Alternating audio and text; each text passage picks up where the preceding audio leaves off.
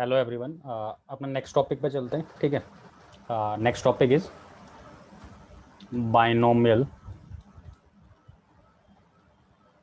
Theorem for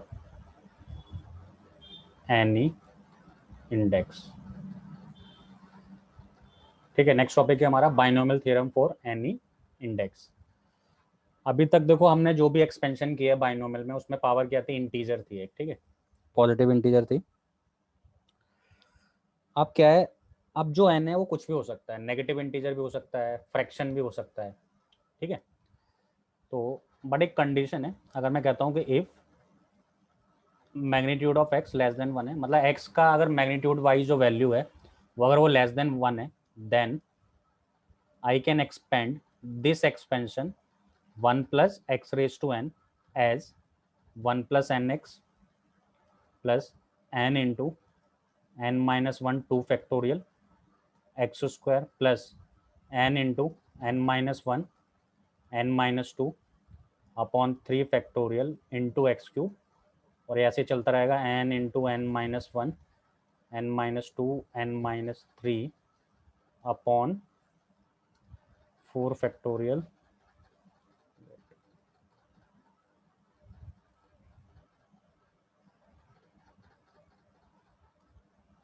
an N minus 1 N minus 2 N minus 3 upon 4 factorial into X cube dash dash dash. कहाँ तक जाएगा ये, infinite तक जाएगा. ठीक है. अच्छा, अगर देखो एन इंटीजर वैल्यू आ जाए तो ऑब्वियस है इन्फानाइट तक नहीं जा पाएगा ये. ठीक है. बट यहाँ पे हम बात कर रहे हैं कि कुछ भी हो सकता है, एनी इंडेक्स मतलब फ्रैक्शन भी हो सकता है और नेगेटिव वैल्यू भी हो सकती है. जैसे मान लो मैंने 4 डाला यहाँ पे, तो 4 डालेंगे तो ऑब्वियस है 1 प्लस एक्स रेज टू 4 डालेंगे तो इसकी जो एक्सपेंशन होगी इसमें 5 टर्म्स होंगे. तो फर्स्ट सेकेंड थर्ड फोर्थ और ये फिफ्थ, यहीं तक ये फिनिश हो जाएगा. ठीक है. और तुम्हें पता ही है कि अगर यहाँ 5 है तो 5 से 0 1 होता है ना. और 5 से 1 क्या आएगा, 5 आएगा. या तुम बोलो कि ये NC1 है ना. अगर तुम इसे बोलते हो कि ये NC0 है, वो 1 ही होता है. NC1 कितना होता है, n होता है.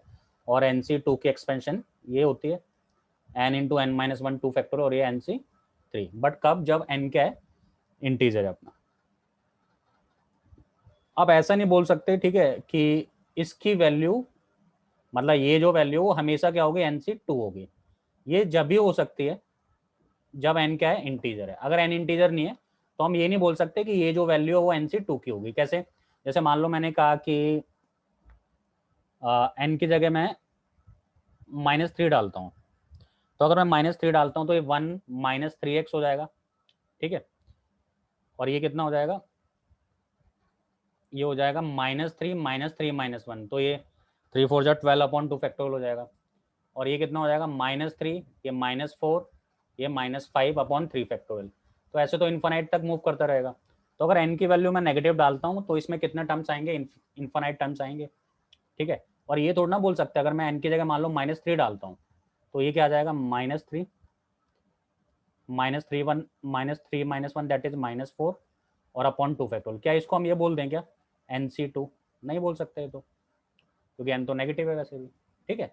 तो ये आप इसको NC0 NC1 NC2 जब भी बोल सकते हैं जब n क्या था, पॉजिटिव इंटीजर. बट हम किसकी बात कर रहे हैं कि n कोई भी फ्रैक्शन हो सकता है और नेगेटिव इंटीजर भी हो सकता है. ठीक है. तो आई थिंक ये क्लियर है सबको. तो एक नोट डाल देते हैं. पहली बात तो note number 1, n needs not B क्या, रैशनल नंबर. ठीक है. या फिर हम बोले कोई इंटीजर. ठीक है. n needs not be an positive integer.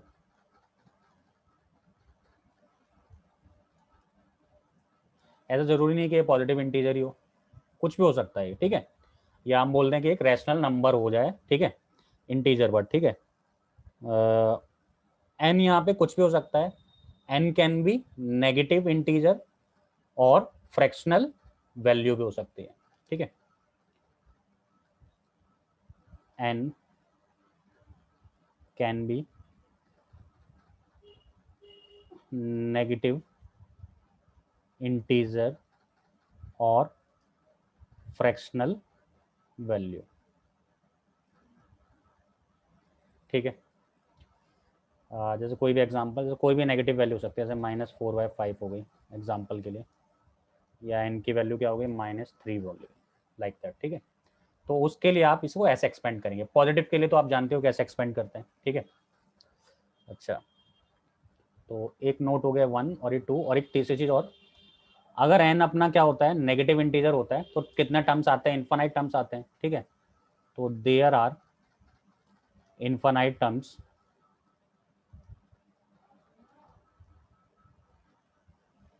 in the expansion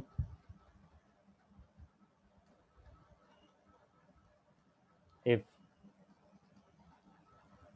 और यहाँ पे कंडीशन है मॉड x क्या होगा, लेस देन 1 होगा, इफ n क्या होगा, एक नेगेटिव इंटीजर होगा और फ्रैक्शनल वैल्यू। ठीक है, तो इसमें इनफाइनाइट नंबर टर्म्स हो जाएंगे अगर तुम n के लिए एक नेगेटिव इंटीजर डालोगे और या फिर क्या कोई फ्रैक्शनल वैल्यू डालते हो। ठीक है, ये 3 इंपोर्टेंट नोट हो गए इसके। अब एक्सपेंड करते हैं जरा, कैसे करते हैं एक्सपेंड। जैसे पहला मैंने बोला कि 1 माइनस एक्स रेस टू -1 को एक्सपेंड करना है, तो इसको हमने पहले कंपेयर करा 1 plus X raise to N से, तो इसकी एक्सपेंशन क्या होती है 1 plus N X plus N into N minus 1 upon 2 factorial X square N into N minus 1 N minus 2 upon 3 factorial, और ये एक्स क्यूब ऐसे ही चलता रहेगा। तो यहाँ पे देखो, अगर हम ध्यान से देखें, अपनी एन की वैल्यू क्या है -1 है और एक्स की वैल्यू क्या है -x है, तो इसको एक्सपेंड करते हैं। 1 प्लस एन कितना है -1 है, एक्स क्या है -x है, प्लस एन क्या है -1 अपॉन में 2 फैक्टोरियल, और एक्स क्या है -x। सिमिलरली यहाँ पे क्या आएगा -1 -1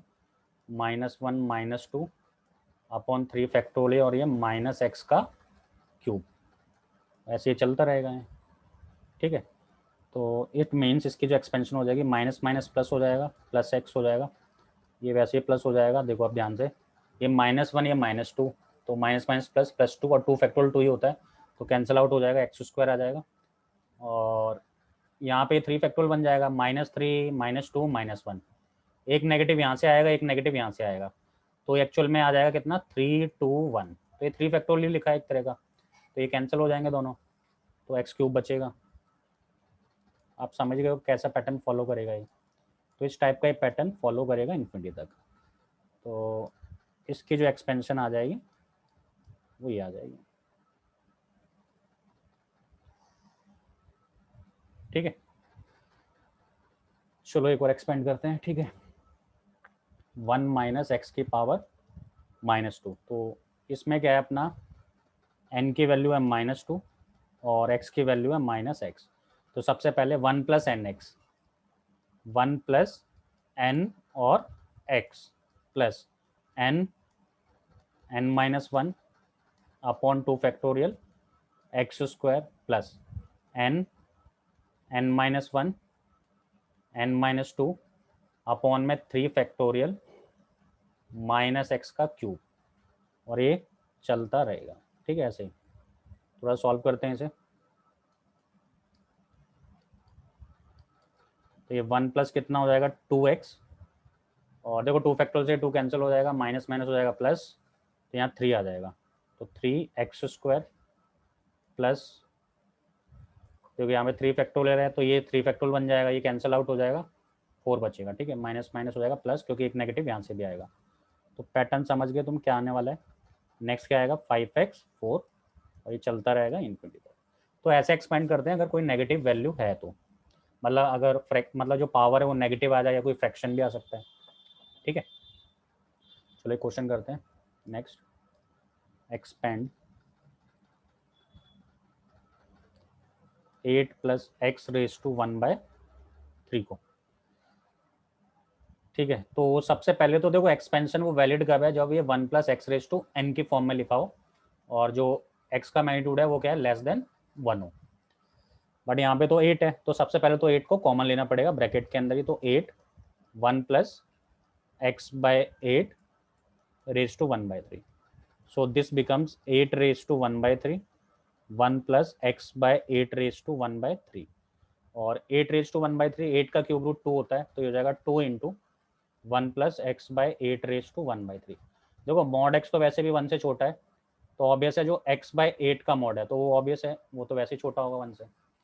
ठीक है, तो यानी सेटिस्फाई कर रहा है कंडीशन। अगर ये सेटिस्फाई कर रहा है तो इसको अब हम एक्सपेंड कर सकते हैं।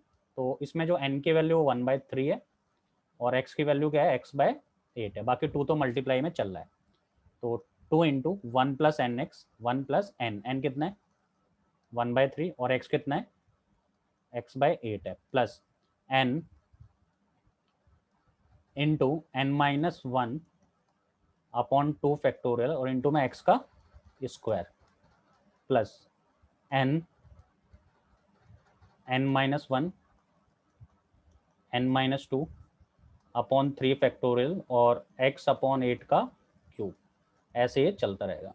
ठीक है, तो ऐसे करते हैं इसको एक्सपेंड। अब थोड़ा सा सिंप्लीफाई कर लो, तो 1 प्लस एक्स बाई 24 प्लस, यहाँ नेगेटिव आएगा, ठीक है, क्योंकि 1/3 माइनस है, -2/3 हो जाएगा, और 2 फैक्टोरियल से वो कैंसिल हो जाएगा, यानी कि -1 बाय कितना 9 आ जाएगा, और इंटू देख लेना कैलकुलेशन x²/64, ठीक है, क्योंकि यहाँ पे -2/3 2 फैक्टोरियल से वो कैंसिल हो गया, ठीक है, 3 3 जा 9 हो गया, माइनस, ठीक है, प्लस देखते हैं प्लस आएगा माइनस आएगा, ठीक है, नेगेटिव और ये नेगेटिव, प्लस प्लस आएगा, ठीक है, तो प्लस 1/3 -2/3 3 टू द 6 -5/3 और ये 3 फैक्टोरियल, ठीक है, 3 फैक्टोरियल यानी 1/3 फैक्टोरियल और इंटू एक्स क्यूब बाय में 8 क्यूब, ऐसे चलता रहेगा।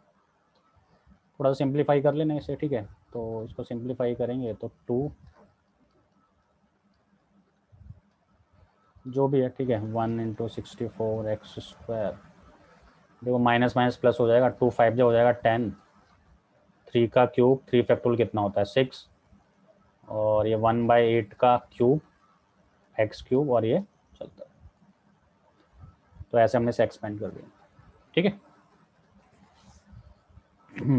तो ऐसे करते हैं एक्सपेंड इसे। ठीक है, तो सबसे पहली चीज़ तो इस फॉर्म में होना चाहिए 1 प्लस एक्स के फॉर्म में, और जो मैग्नीट्यूड है, मतलब जो एक्स है उसका मैग्नीट्यूड लेस देन क्या होना चाहिए, 1 होना चाहिए, है ना। ठीक है, तो एक क्वेश्चन और देखते हैं, एक minute.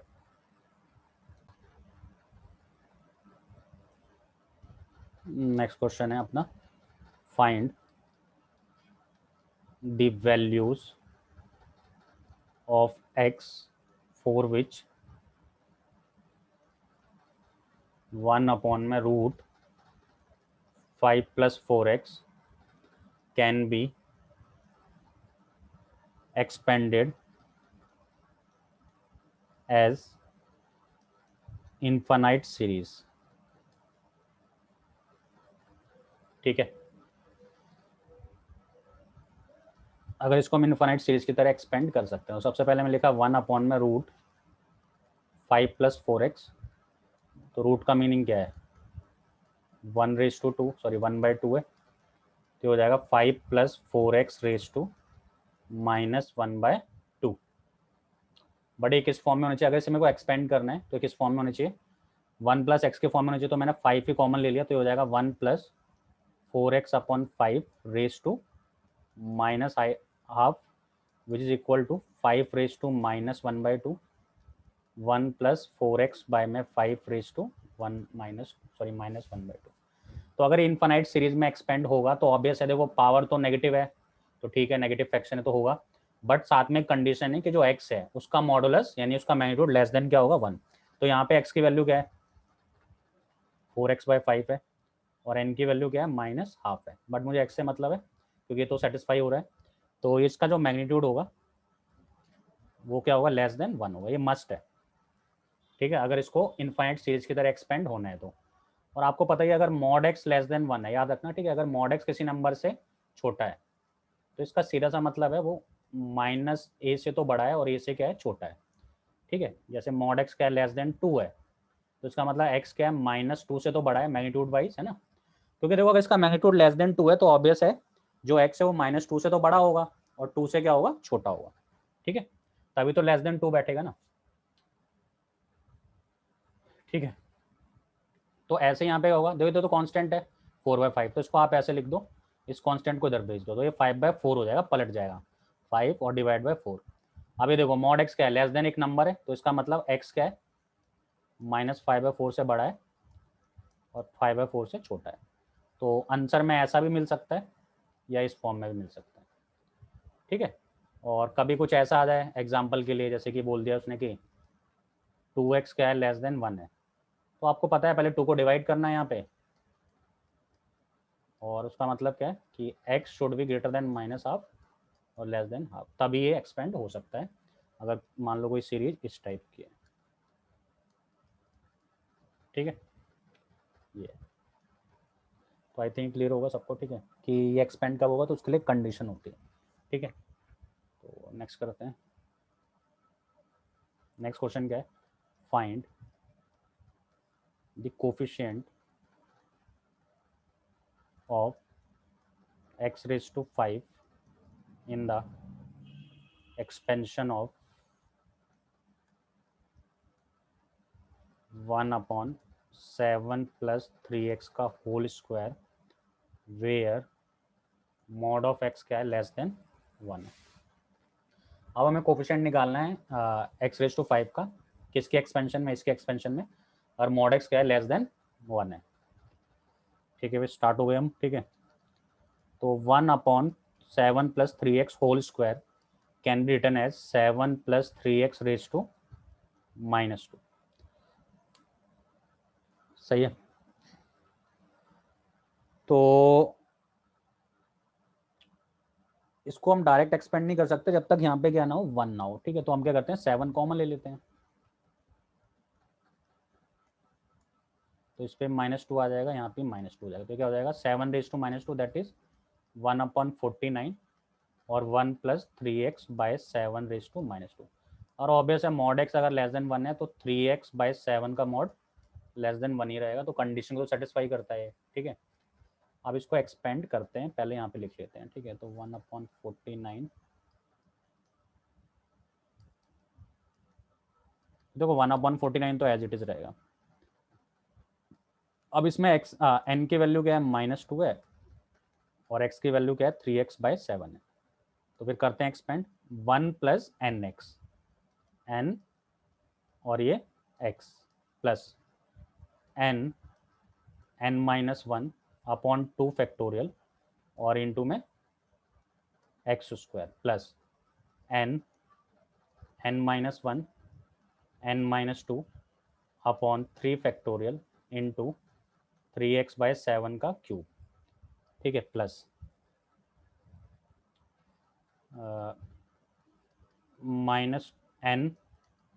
-n(n-1 n-2 n-3/4 factorial 3x/7 के पावर 4, और 5 के लिए क्या करेंगे, n-1 n-2 n-3 और ये n-4/5 फैक्टोरियल, और इनटू में क्या आएगा 3x/7 की पावर, वेट,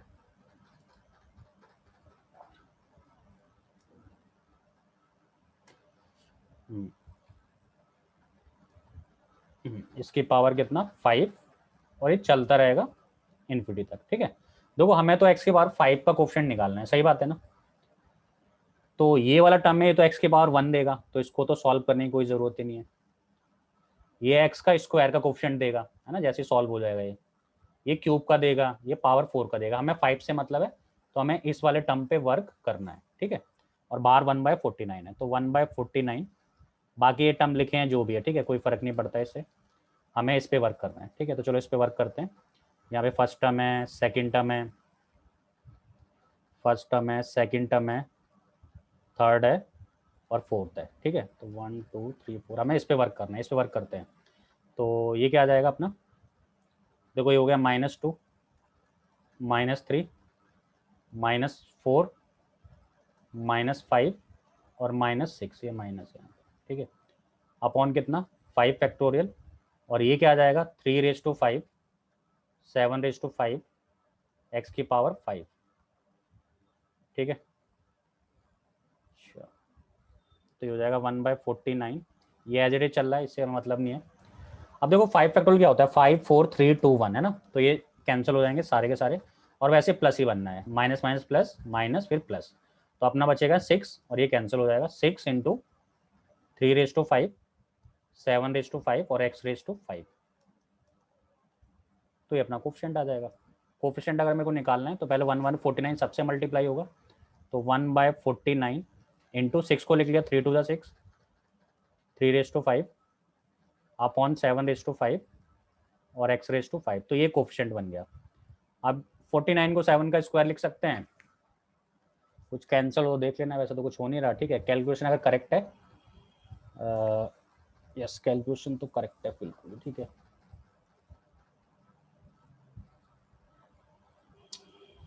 ठीक है, 7 की पावर 5, ठीक है, बाकी सब करेक्ट है, तो आपका आंसर क्या आ जाएगा। अच्छा, प्लस आएगा माइनस आएगा आपको देखना पड़ेगा, देखो माइनस आएगा, ठीक है, क्योंकि ये तो प्लस हो गया था, 6 क्या है यहाँ पे माइनस है, माइनस है, यहाँ माइनस आएगा। देखो 49 को 7 का स्क्वायर लिख देते हैं, और 7 का स्क्वायर 7 की पावर 5, 7 की पावर कितना हो जाएगा, ये 7 हो जाएगा, 2 बच जाएगा, 3 की पावर 1, 3 की पावर 5, ये 3 की पावर 6 हो जाएगा, 7 की पावर 7 आएगा, तो ये अपना कोफिशिएंट आ जाएगा किसका, x की पावर 5 का। तो हम बोल सकते हैं कोफिशिएंट ऑफ x की पावर 5 क्या आएगा, -2 × 3 की पावर 6, 7 की पावर 7, ठीक है। अच्छा, एक क्वेश्चन और करते हैं कोफिशिएंट पे, कॉन्सेप्ट पे फोकस करना है बस हमें, ठीक है। नेक्स्ट क्या है, find coefficient of x⁴ in expansion of 1 - x upon 1 + x का स्क्वायर, ठीक है। इसकी एक्सपेंशन करनी है और फिर किसका कोफिशिएंट निकालना है हमें, x की पावर 4 का कोफिशिएंट निकालना है, ठीक है। तो चलो फिर स्टार्ट हो गया, ठीक है। सबसे पहले मैं लिखा 1 + x का होल स्क्वायर अलग कर लिया, 1 - x का होल स्क्वायर अलग कर लिया, तो ये हो जाएगा 1 + x का होल स्क्वायर, ये ऊपर आके क्या बन जाएगा, नेगेटिव बन जाएगा, 1 - x की पावर -2, तो 1 प्लस, एक मिनट, ठीक है, नेगेटिव ऊपर है,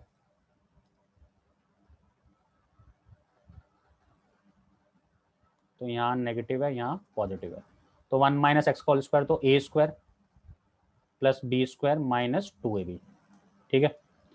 और इसको हम कैसे एक्सपेंड करेंगे, ये अभी जो binomial theorem for any index उसके हेल्प से इसे एक्सपेंड करेंगे, तो x की वैल्यू तो x है और n की वैल्यू क्या है, -2 है। अब थोड़ा तुम दिमाग लगाना कहाँ तक तुम्हें एक्सपेंड करना है, ठीक है।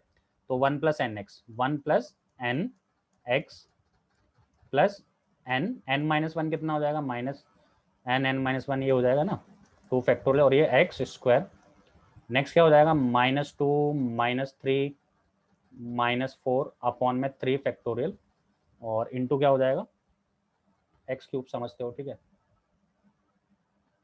प्लस -2 -3 -4 -5 4 फैक्टोरियल, और x की पावर 4 प्लस कहाँ तक जाएगा, इन्फिनिटी तक। अब मैंने 4 तक इसे एक्सपेंड क्यों किया, ठीक है, तो वो अभी समझ आ जाएगा क्यों, हम आगे भी कर सकते थे एक्सपेंड तो उसे, ठीक है। थोड़ा सा अभी इसे सॉल्व कर लेते हैं, तो ये सॉल्व करके क्या आएगा, 1 + x² - 2x, और इसको सॉल्व करके क्या आएगा, 1 - 2x, देखो 2 फैक्टोरियल से 2 कैंसिल हो जाएगा, माइनस माइनस प्लस हो जाएगा, तो ये +3x² आ जाएगा, 3 फैक्टोरियल 6 होता है, ये दोनों कैंसिल हो जाएंगे 3 फैक्टोरियल से, तो ये -4x³ हो जाएगा, 4 फैक्टोरियल से ये तीनों कैंसिल हो जाएंगे, और माइनस माइनस प्लस हो जाएगा, +5x4, और ऐसे ही चलेगा, वैसे नेक्स्ट नेगेटिव आने वाला है, ठीक है, समझ रहे हो, ठीक है, इन्फिनिटी तक जाएगा ऐसे। अब मैंने 4 तक ही क्यों एक्सपेंड किया, तो ऑब्वियस है, देखो यहाँ पे एक कांस्टेंट टर्म है, अब हमें कोफिशिएंट किसका निकालना है, x की पावर 4 का, जरा समझना, किसका कोफिशिएंट चाहिए, x की पावर 4 का चाहिए, तो जब कांस्टेंट टर्म किसी फोर्थ वाले पावर से मल्टीप्लाई होगा तभी तो देगा ना वो, एक्स रेज टू 4 जब बनाएगा, मान लो 1 इससे मल्टीप्लाई हो जाए तो 1 इंटू 5x की पावर 4, तो क्या हो जाएगा 5x4 हो जाएगा। तो यहाँ पे x की पावर 4 का कोफिशिएंट क्या बनेगा 5 बनेगा। तो पहला हो जाएगा 1 into 5।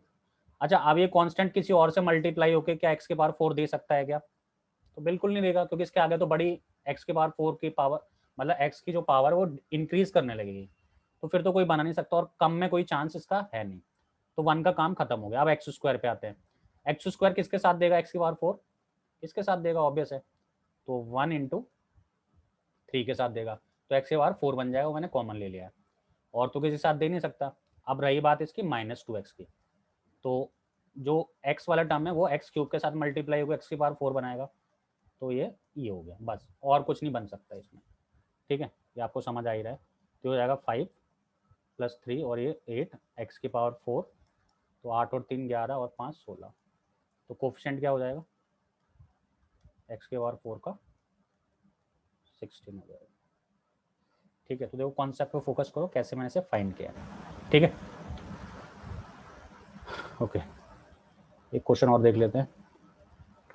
If 1 + α(x) 1 + 8x + 24x² और ये जा रहा है इन्फाइनाइट तक, then find the value of alpha and N. Alpha और किसकी वैल्यू निकालनी है? एन की वैल्यू निकालनी है। ठीक है, तो इसको देखो, आपको लगना चाहिए कि उसी फॉर्म का लग रहा है, 1 + n(x) है ना, plus n into n - 1 upon में 2 फैक्टोरियल x², उसी टाइप से लग रहा है। तो आप इसको उसी टाइप से एक्सपेंड कर दें। इसका मतलब क्या है, इसमें एक कंडीशन और देनी चाहिए कि जो मॉड ऑफ x है वो क्या <<1 है। ठीक है, तो इसे एक्सपेंड कर दें फिर इसे, चलो, तो 1 + n(x) यानी n alpha into x plus n alpha x हो गया, फिर क्या आएगा इसके बाद n (1 अपॉन 2 फैक्टोरियल और अल्फा x का स्क्वायर। बस यहीं तक करना है, क्योंकि राइट हैंड साइड में क्या लिखा है 1 + 8x + 24x² और ये इन्फिनिटी तक जा रहा है। तो इसको थोड़ा सा और सॉल्व कर लेते हैं। तो ये 1 प्लस क्या हो जाएगा n अल्फा x हो जाएगा और ये हो जाएगा n (1 upon 2 factorial alpha square x² हो जाएगा और ये चलता जा रहा है। और राइट हैंड साइड पे क्या है 1 + 8x + 24x² और ये कहाँ तक जाएगा? इन्फिनिटी तक जाएगा। तो कंपेयर कर दो बस अब इसे, तो ये जो वैल्यू है 8 के इक्वल आ जाएगी, तो 8 = n अल्फा